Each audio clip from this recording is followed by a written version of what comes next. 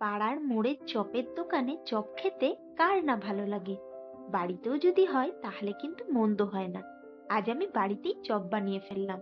প্রথমে সেদ্ধ করা আলুগুলো পেঁয়াজ রসুন আদা পরিমাণ মতো নুন লঙ্কার সাথে ভালো করে পেস্ট করে মাখা মাখা করে নিলাম।